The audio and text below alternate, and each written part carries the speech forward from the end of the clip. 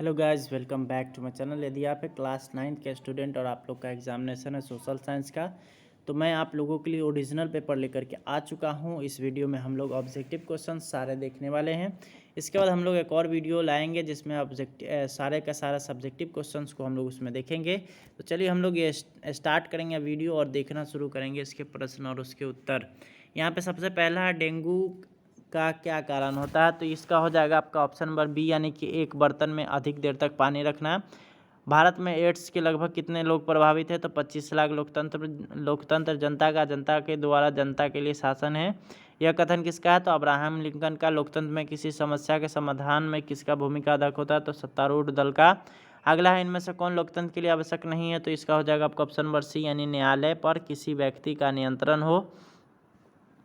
अगला हम लोग देखेंगे तो आज दुनिया का सबसे बेहतर शासन किसे कहा जाता है। तो उसको कहा जाता है लोकतंत्र को। अगला है, लोकतंत्र में शासन कौन करता है या शासक कौन होते हैं। तो जनता। अगला है, सैनिक शासन में शासन की जिम्मेदारी किसके हाथ में होती है। तो सेना के हाथ में। अगला है, भारतीय संविधान कब लागू हुआ था। तो 1950 में। अगला है, दक्षिण अफ्रीका में लोकतांत्रिक संविधान की रचना में कौन सा संघर्ष सबसे अधिक महत्वपूर्ण था। तो स्वायत्त और अस्वायत्त का।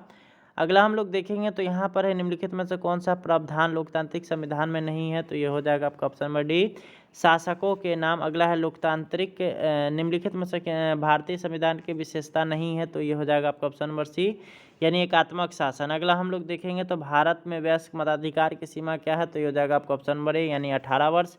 अगला, निम्नलिखित में से कौन राजनीतिक कार्यपालिका का हिस्सा होता है। तो गृह मंत्री। अगला, मानवीय संसाधनों में निवेश का मुख्य अंग क्या है। तो इसमें हो जाएगा आपका ऑप्शन नंबर ए, यानी कि शिक्षा।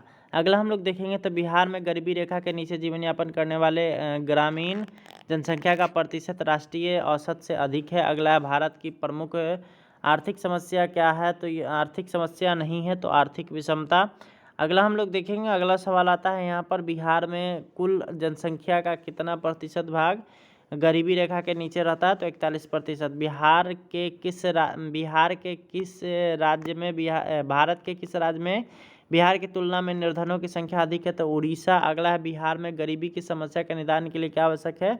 तो इनमें से सभी। अगला है, बिहार में पाए जाने वाले बेरोजगारी क्या है। तो एक तरह से अदृश्य बिहार में ग्रामीण क्षेत्रों में पाई जाती है। तो ये हो जाएगा आपका ऑप्शन नंबर सी, अदृश्य मौसमी बेकारी। अगला हम लोग देखेंगे तो स्वर्ण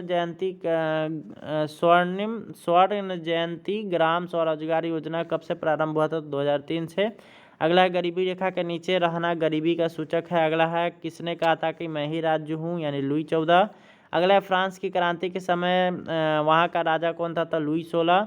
अगला, निम्नलिखित में प्रथम स्टेट में किसे रखा जाता है। तो हो जाएगा आपका ऑप्शन नंबर डी, पादरियों को प्रथम स्टेट में रखा जाता था। अगला, शक्ति पृथक्करण का सिद्धांत किसने दिया था। तो रूसो ने। प्रथम विश्व युद्ध किस वर्ष प्रारंभ हुआ था। तो 1914 में। प्रथम विश्व युद्ध में किस राष्ट्र की पराजय हुई थी। जर्मनी की। अगला है, 1917 में विश्व युद्ध से अलग होने वाला राष्ट्र कौन था। तो ये था रूस।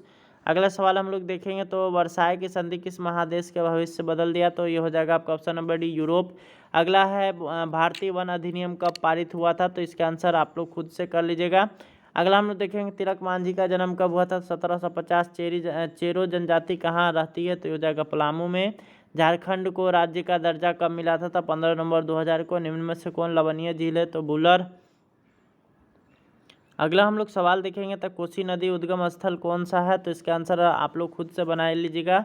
इनमें गर्म जल का प्रपात कौन है। तो ककोलत। अगला है, सांगपो किस नदी का उपनाम है। तो ब्रह्मपुत्र का। अगला है, जाड़े में सबसे ज़्यादा ठंड कहाँ रहता है। तो जम्मू में। भरतपुर पक्षी विहार कहाँ स्थित है। तो यह ऑप्शन नंबर सी, यानी राजस्थान में। अगला सवाल हम लोग देखेंगे तो यहाँ पे प्राकृतिक वनस्पति एवं वन्य प्राणी पर्यावरण के लिए तो महत्वपूर्ण है। सिंधु जल समझौता कब हुआ था। तो 1960 में। कौन सी नदी प्रायद्वीपीय भारत की सबसे लंबी नदी है। तो गोदावरी। अगला है, कौन सी नदी भ्रंश घाटी से होकर के गुजरती। तो ताप्ती। अगला, भारत का स्थलीय सीमा रेखा तटीय सीमा क्षेत्र के लगभग कितनी बड़ी है। तो 2 गुनी है।